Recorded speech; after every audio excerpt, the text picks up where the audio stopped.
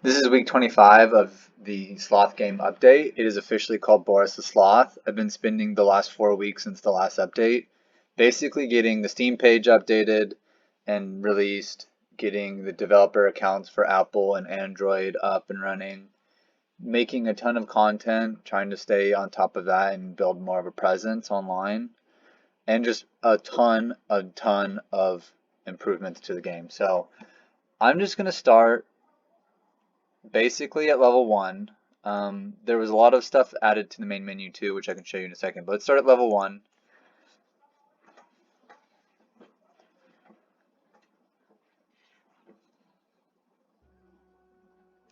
Alright, so let's just go ahead and start playing.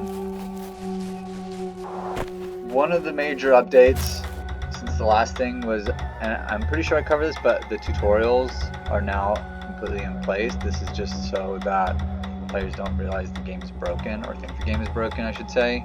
And it just kind of gives you some of the lore.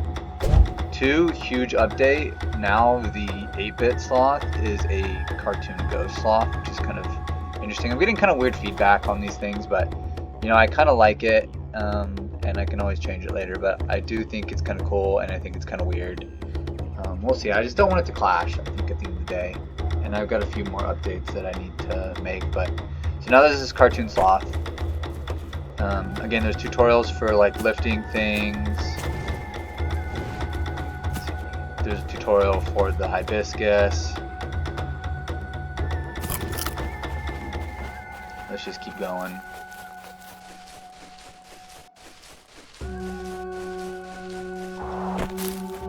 I've updated some of the level design just to make it a little bit more forgiving on the first level.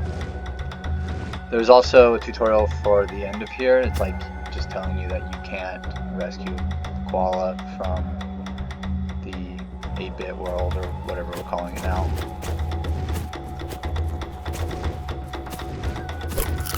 I'm going to turn up the volume on this. Some of the sound effects have been improved too. So now the sloth has a like falling hole animation or sound. So that's done, which is pretty cool.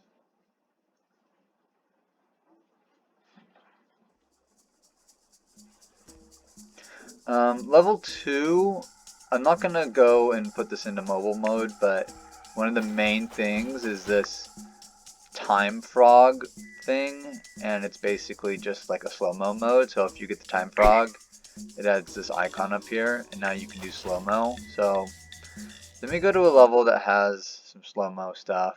Let's not save this. So let's go to, let's say level 5, I think.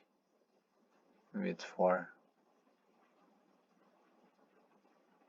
No, let's go to 4.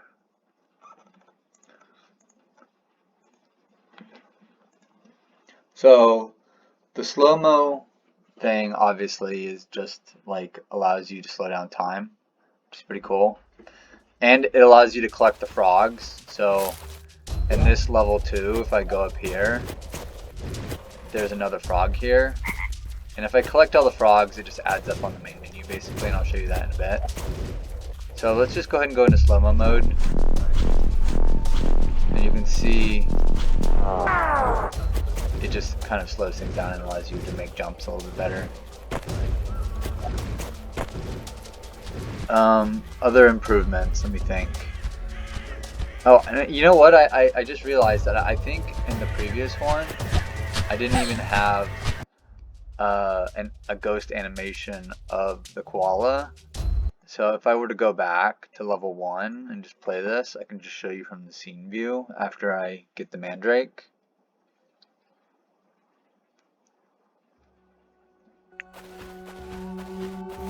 So let's just go get the mandrake real quick, and then I'll swap over to the scene view. So gizmos. You can see now too the koala is like the same kind of style as the previous. As the sloth, which is pretty cool. And actually, if you were to go back and say, and show it at the same time. Oh yeah, I can do this. Basically, if I were to eat this, and you can see down here, the koala actually kind of morphs back into the real koala, which I thought was kind of interesting. I think I'm just gonna go with it. You know, I actually kind of like the whole cartoony flip back and forth thing. I've been getting some like weird feedback about it, but I just like need to release the game at some point, so I can't just incorporate everybody's ideas. But I am getting some really awesome ideas from the Destroy My Game subreddit, and a lot of that has been added here. Something you'll also notice too is that the lighting changes. You can see it's kind of a purplish hue right now. Actually, the lighting will change every like a 90-second cycle. It'll go darker and lighter. And that was just kind of done again for like a time effect. I just thought it was pretty cool. So that is now a thing. Let's go to level 6. Level 6 just had a major overhaul. Basically all of the cave levels had a major overhaul. Let's go ahead and turn this off. I'll play this.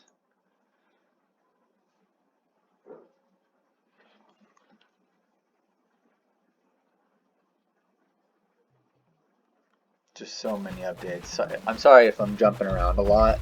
It's just like everything has an update. It's kind of absurd. And it's mostly just because I've been haven't been making the updates lately.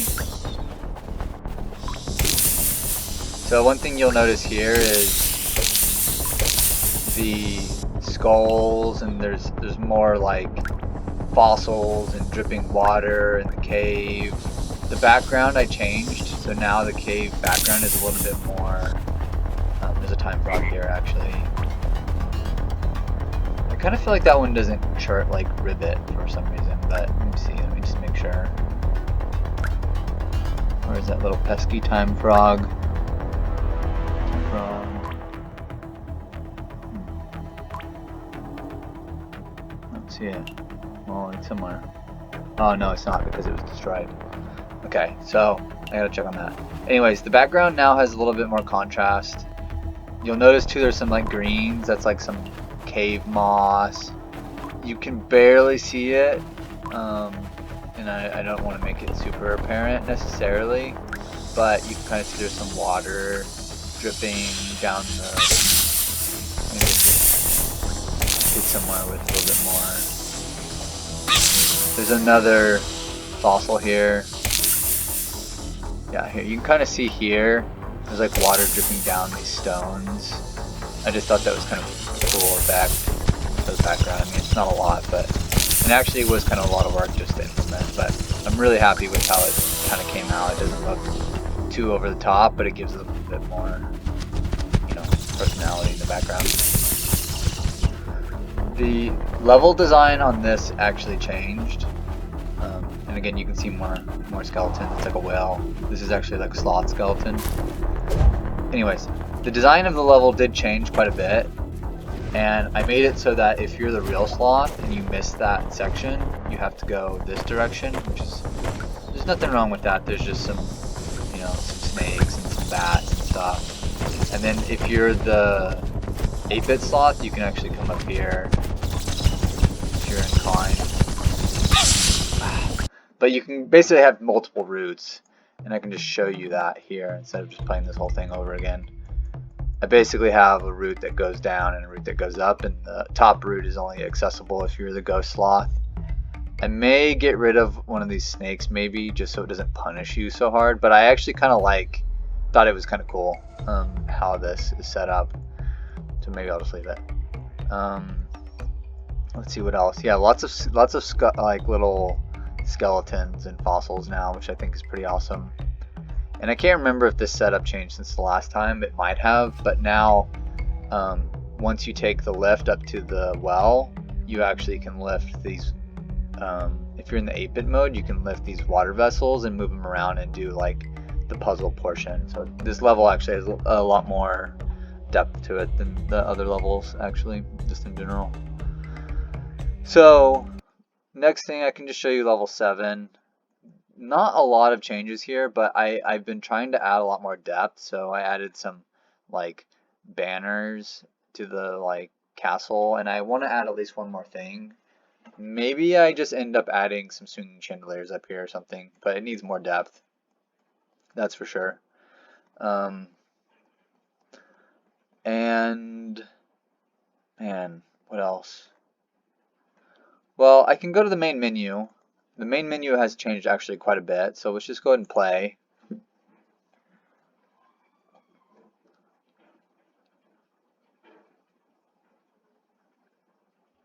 Now when you start off, it has the game logo in the background, and if you click, it'll pop. And if you don't, it'll pop after like 5 seconds. These actually play sound now because when Jen was playing this, she wanted to like click them and they weren't doing anything for her. But now they actually make noise, which is pretty easy to add, pretty cool. Oh, so the time frog thing, now you can see that we've gotten 3 of the 7 time frogs, which is pretty cool. So that auto updates based on whatever level whenever you get them. Let's see.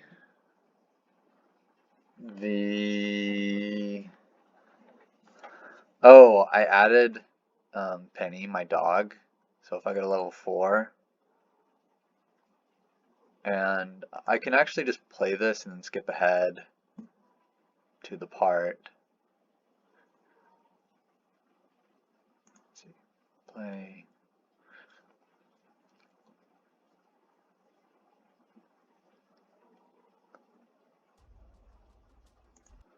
And I'm going to purposely just get stuck here because I don't want to go through this whole thing. So let's just go ahead and zoom this guy over here.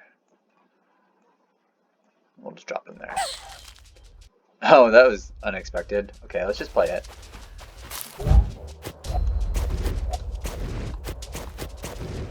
Probably some things that I forgot on this level anyways. Oh, and I have the time frog. Forgot, because I just got that from the previous levels. So I can use the time frog here, which I think is pretty fun. Oh, bad. That's different, but okay. You can kind of see how it lets you maneuver better, and you actually can see the ghost koala there, if you didn't believe me already. Okay, you see Penny here in the bottom corner. Actually, when you get Penny, it'll heal you. It's the only healing object in the game, and there's only 2 of them in the game, honestly, right now. But I think it's pretty cool, and she makes a little noise. You can, get some love from Penny. That's pretty much it there. I can keep playing this if you just want to see the ending.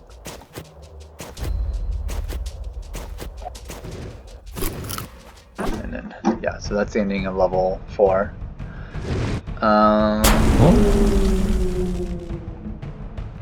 Some other major things. I'm trying to add in-app purchasing right now, which is like, I was actually debating like not doing it at all, but I was convinced by just reading a thing recently that basically said in-app purchasing will give you like 1/3 of your revenue. And that's definitely better than just like people quitting. So I'm just going to suck it up and I'm going to put it in. And I don't actually think it's going to take more than a week to implement. So next week I will implement in-app purchasing and the game will basically be done at that point. The in-app purchasing is just to get rid of ads and increase your lives to like 1 billion. So I think that's what I'm going to do at least. I'm just going to like have the in-app purchase increase the integer for lives to like 1 million and then hide the life meter, because I think if you were to get 1 million lives, I don't even know how you would use 1 million lives. And I'll just have it reset, like if the player has in-app purchasing on startup, I'll just have it set the number of lives variable to like 1 million every single time you start playing the game.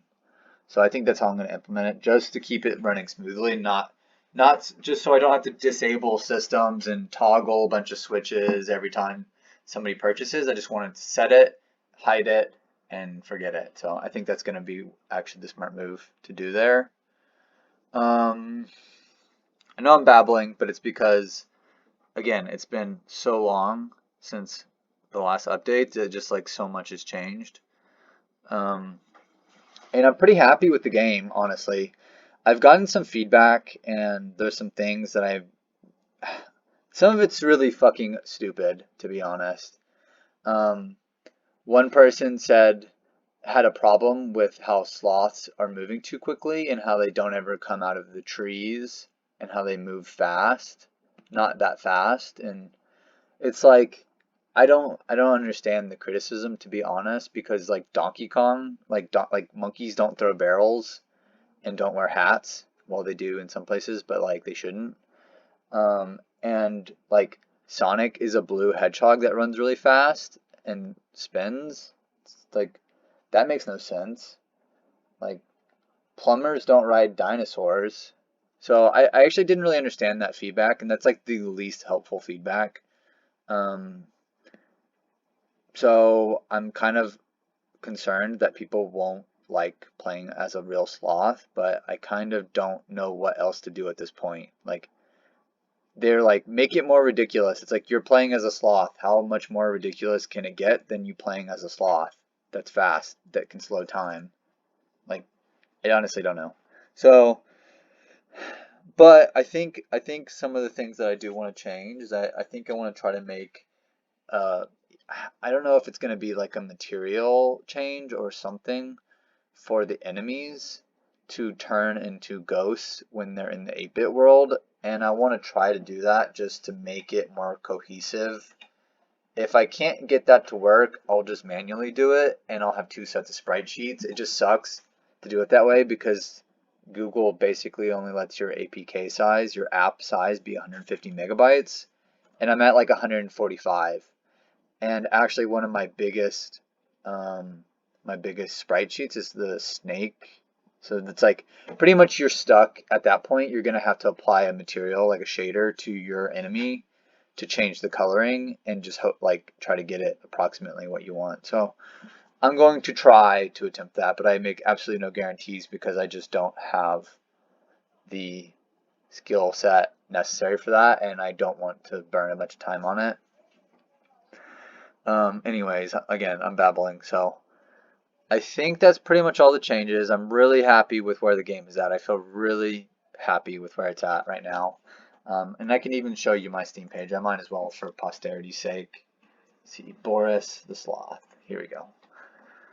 And actually, this is where like the majority of my time went this week, is just like setting up the Steam page and getting it looking interesting, and like somebody recommended putting these GIFs into the Steam page, and I was like, well, that doesn't make sense, but actually now that I've done it, it's like, I love it. It looks so good. It looks like freaking professional, and you can see everything that you can do in the game.